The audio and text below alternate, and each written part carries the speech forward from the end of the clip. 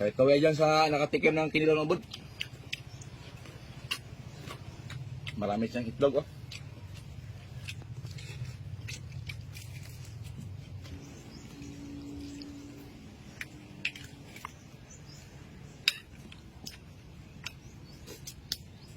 Kila tayo mga idol.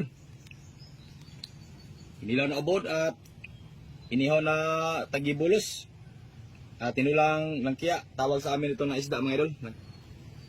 Panginoon po namin Diyos, maraming salamat po sa biyaya nga sa harap ko ngayon.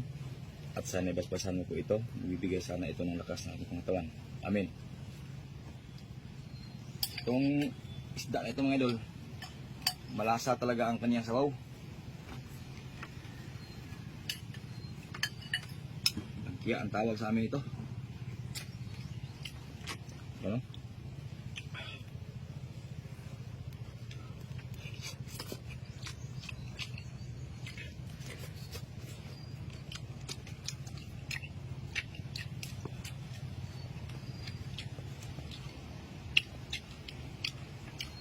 Masarap talaga itong ubod mga idol pag kilawin.